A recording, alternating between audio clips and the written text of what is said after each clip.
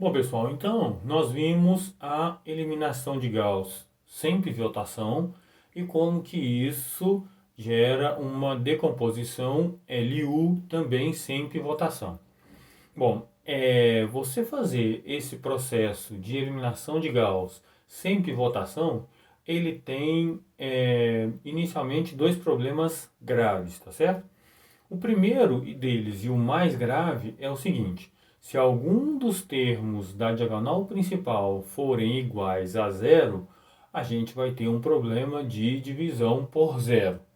Então, esse aí é o primeiro problema grave. Então, você teria que colocar um if no seu programa para saber se o termo diagonal principal é zero.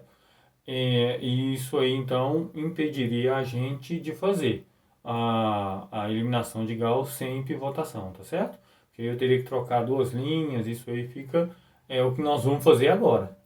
Bom, e um outro problema é que, supondo-se que eu tenha um termo que seja muito pequeno na diagonal principal e eu tenho outros termos que são muito grandes fora da diagonal principal, por exemplo, eu tenho o A11 que é igual a 1 vezes 10 a menos 15 e tenho o A21, por exemplo, que é igual a 1 vezes 10 a 15. Então, se eu pego 1 vezes 10 a menos 15 e divido por 1 vezes 10 a menos 15, o resultado disso aí é 1 vezes 10 a menos 30, que é um valor muito pequeno, obviamente. Então, a gente tem um problema na hora de resolver esse sistema aí, tá certo? Isso aí pode tornar essa matriz, depois da eliminação, essa matriz ficar mal condicionada. Então, o que, que nós vamos fazer? Então, nós vamos tentar fazer de uma forma diferente. Nós vamos tentar escolher um pivô diferente. Na primeira parte, nós escolhemos um pivô que era qualquer elemento da diagonal principal e a gente nunca trocava as linhas. Agora nós vamos fazer o seguinte: nós vamos selecionar uma coluna e a partir dessa coluna nós vamos selecionar o maior elemento em valor absoluto dessa coluna e, caso seja necessário, fazer a troca entre as linhas, tá certo? Bom, então vamos ver como que fica isso então. Bom, pessoal, então para a gente ver como que fica essa eliminação de Gauss com pivotação, nós vamos novamente ver aqui o nosso dispositivo prático, o mesmo dispositivo prático que a gente utilizou para fazer sem pivotação. Então nós vamos pegar a mesma tabela, ela tem a coluna L, o multiplicador, a matriz dos coeficientes A, o vetor de termos independentes B e a operação, tá certo? Então agora nós vamos escolher um elemento que é o nosso pivô.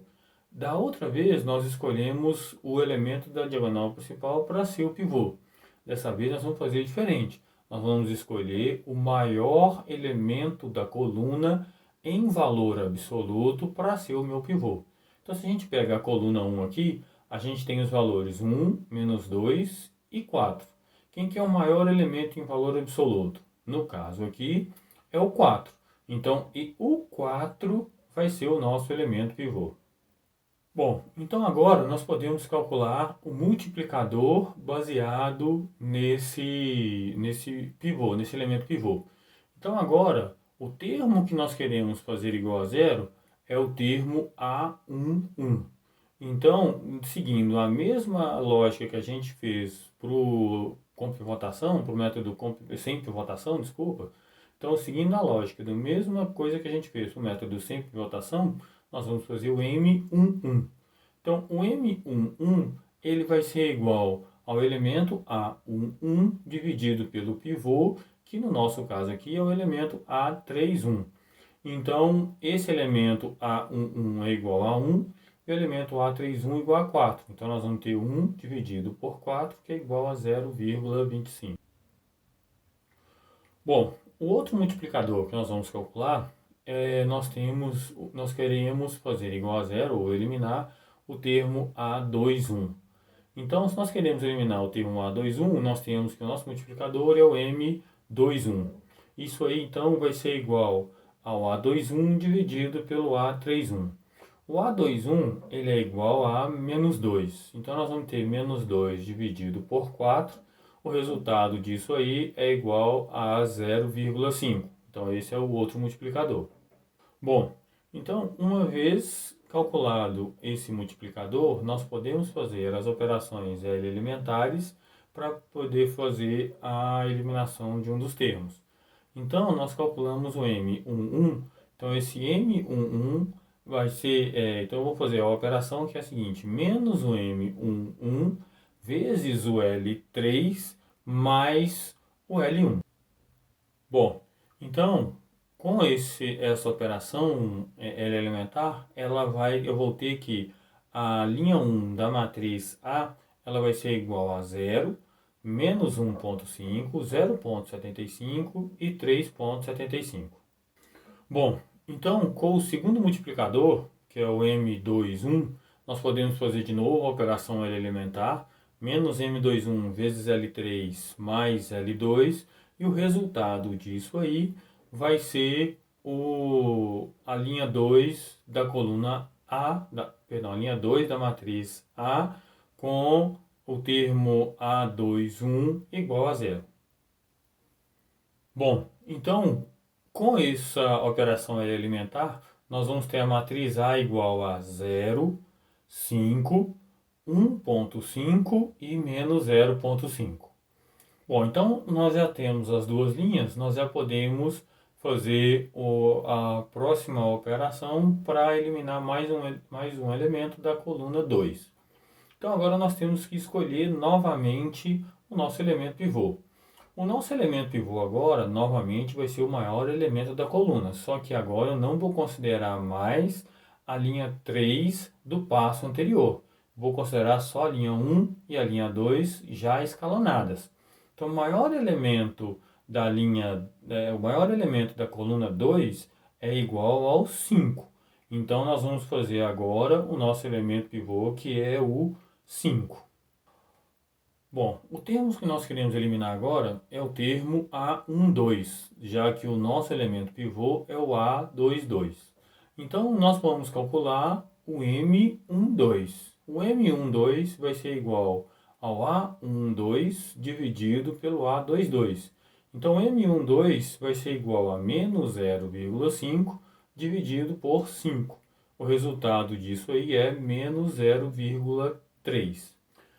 Bom, então com esse termo M12, nós podemos fazer de novo a operação elementar. Então nós vamos fazer menos o M12 vezes o L1 mais o L2. Bom, então como resultado disso aí, vamos ter que a linha da matriz A vai ficar igual a 0, 0 e 1,2. E no vetor de termos independentes que estávamos fazendo a operação junto com a matriz dos coeficientes A, o resultado disso aí vai ser 3,6. Então, a nossa matriz final vai ser 4 menos 6, 5 e 29, 0, 5, 1,5 e 0,5, 0, 0, 1,2 e 3,6. E nós podemos agora também gerar um vetor que é um vetor das linhas pivotais. Ele é um vetor que contém os números das linhas que nós escolhemos o pivô. Então a primeira linha que nós escolhemos o pivô foi a linha 3. A segunda linha que nós escolhemos o pivô foi a linha 2. E a terceira linha que nós escolhemos o pivô, que é a última, é a linha 1. Então o nosso vetor P, que é o vetor das linhas pivotais, ele vai ser igual a 3, 2 e 1. Bom, agora, para resolver um sistema linear utilizando a pivotação parcial, nós vamos precisar de uma matriz P. Essa matriz P, como que eu monto essa matriz P? Essa matriz P, ela é que fará o processo para fazer a troca da ordem dos termos do vetor de termos independentes. Então, vamos começar essa matriz P da seguinte forma. Nós vamos começar essa matriz P fazendo uma matriz identidade. Então, a gente pega a matriz identidade e a partir disso aí, nós trocamos as linhas dessa matriz identidade de acordo com o vetor P que a gente criou, que é o vetor de linhas pivotais. Então vamos para o nosso exemplo aqui. Então, por o exemplo que a gente já deu, a gente tem que o nosso vetor P ele é igual a 3, 2 e 1. Então isso implica que eu vou fazer uma matriz de identidade. Nessa matriz de identidade, aonde estava a linha 1, eu vou colocar a linha 3. Aonde estava a linha 2, eu vou deixar a linha 2, porque o segundo elemento do meu vetor P é igual a 2. Aonde estava a linha 3, eu vou colocar a linha 1, porque o terceiro elemento do meu vetor P é igual a 1. Então, a nossa matriz fica 0, 0 e 1, 0, 1 e 0, 1, 0 e 0. Bom, então agora, fazendo a transformação de variáveis utilizando a pivotação parcial, então nós temos que P vezes A, que o P ele é responsável apenas por trocar a ordem das linhas da matriz A, não é isso? Então a gente tem que P vezes A é igual a L vezes U. Então, multiplicando P pelo sistema linear na forma padrão, então nós temos que P vezes A vezes X é igual a P vezes B. Então, P vezes A é igual a LU. Então, nós vamos ter que LU vezes X é igual a P vezes B. Então, fazendo a mudança de variáveis, igual nós fizemos anteriormente, para resolver o sistema linear, nós temos que LY é igual a P vezes B e o X é igual a Y. Bom, pessoal, então agora nós podemos fazer a montagem da matriz L. Como que a gente faz a montagem da matriz L? O elemento L21, por exemplo. Então, o elemento L21 ele é igual ao elemento MI1. Esse 1 aí é da coluna. E quanto que vale o I? Para determinar o valor do I aí, eu vou recorrer ao meu vetor P. No meu vetor P, a gente tem a segunda linha do vetor P. Então, nós temos o P2. E nós estamos fazendo a segunda linha da matriz L. Então, o P2 ele é igual a 2. Então, a gente tem o M21 é igual ao L21. Agora, nós vamos para a terceira linha. Então, na terceira linha, nós temos o MI1, que é o elemento L31, e o MI2, que é o elemento L32. Então, agora a gente tem que a linha é igual a 3. Então, a gente pega o P3. O P3 é igual a 1. Então, nós temos que o L31 é igual ao M11 e o L32 é igual ao M12. Tá certo? Então, a nossa matriz final vai ficar, a nossa matriz L final vai ficar 1, 0, 0, M21, 1 e 0, M11, M12 e 1. Bom, pessoal, então, para o nosso exemplo, a matriz L vai ficar 1, 0 e 0, menos 0,5, 1 e 0, 0,25, menos 0,3 e 1. E a matriz U vai ficar 4 menos 6 e 5, 0, 5 e 1,5, 0, 0 e 1,2. Agora, então, é só resolver os sistemas triangulares por substituições sucessivas e substituições retroativas. Bom, pessoal, então agora nós podemos fazer o cálculo do determinante. Então, nós temos que P vezes A é igual a L vezes U. Determinante de P vezes A é igual ao determinante de L vezes U. Então, a gente pode usar a propriedade lá do produto. Então, isso vai resultar no determinante de A igual ao determinante de L vezes o determinante de U dividido pelo determinante de P. O determinante de L ele é simplesmente igual a 1. O determinante de U, a gente já viu anteriormente também, que ele é simplesmente o produtor da diagonal principal. E quanto que vale o determinante de P? O determinante de P, a matriz P, ela é uma matriz identidade com as linhas trocadas. Se vocês lembram lá, as propriedades determinantes dizem para a gente o seguinte: se a gente troca as linhas, o que muda é o sinal do determinante. A matriz P é uma matriz triangular. Como ela é uma matriz triangular e diagonal, na verdade, né? Então a matriz, o determinante é simplesmente o produtório da diagonal principal. A diagonal principal dela é igual a 1, produtório de diagonal principal é igual a 1. Então, o determinante da matriz P, ele é simplesmente 1 menos 1, perdão, elevado ao número de trocas. Então, o determinante de A vai ser igual a menos 1 elevado ao número de trocas vezes o determinante do U, que é igual ao produtório do U e I da diagonal principal da matriz U. Bom, pessoal, vamos aqui agora então no Octave. Agora no Octave nós podemos utilizar o algoritmo de decomposição LU para poder fazer essa decomposição. Bom, eu já dei alguns toques pessoais aqui nesse algoritmo. Um deles é o seguinte: o algoritmo, né, como está no livro, ele tem um parâmetro de entrada que é a ordem do sistema. Nesse sistema, nesse meu algoritmo, eu não vou usar esse parâmetro de entrada. Eu vou usar a função size. Então, eu vou fazer que n é igual a size a vírgula 1. Poderia ser vírgula 1 ou vírgula 2, não é isso? Já que o nosso sistema é quadrado. Bom, então aqui agora eu tenho uma outra função, que é a função que vai ser usada para resolver o sistema linear. Então, eu tenho que nesse sistema eu vou chamar a função de decomposição LU para fazer a decomposição da matriz.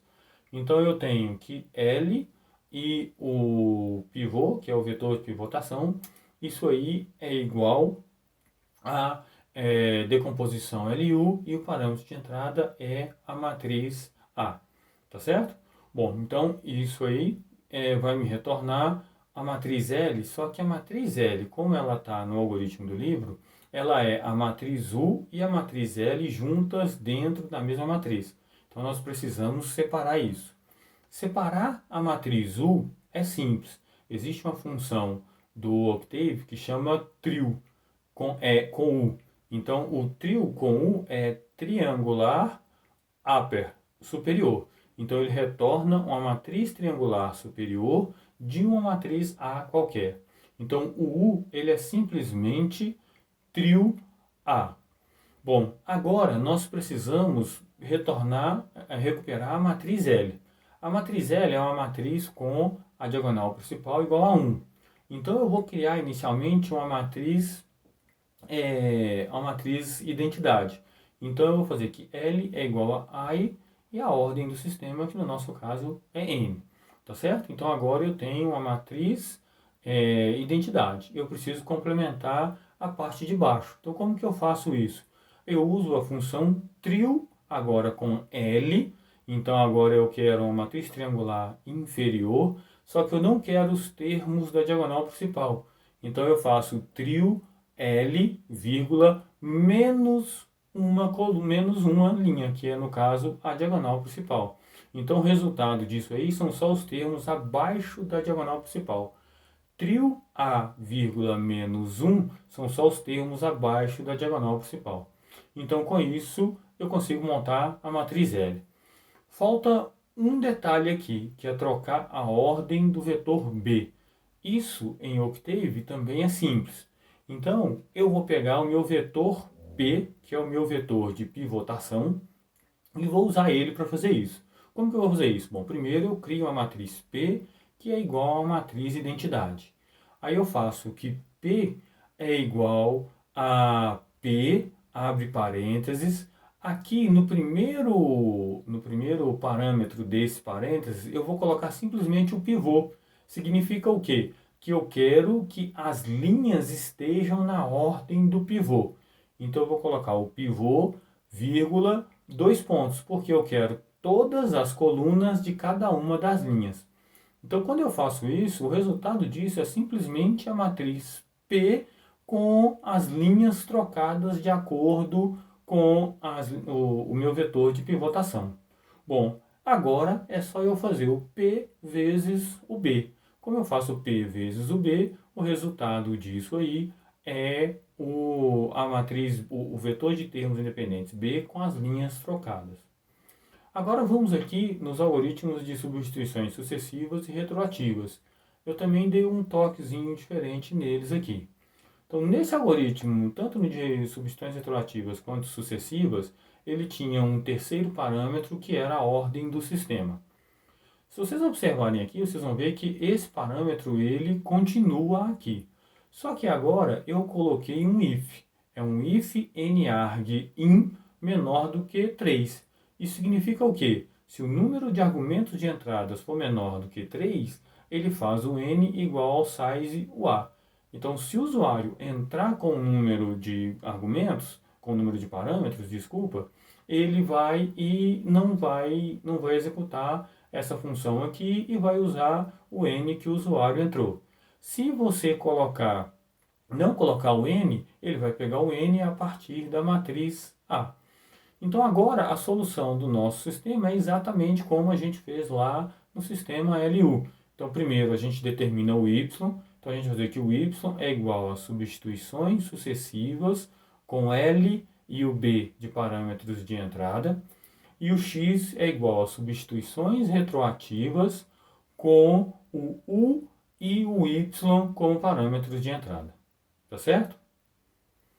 Bom, então essa foi a nossa videoaula e aguarde que em breve teremos mais videoaula no canal.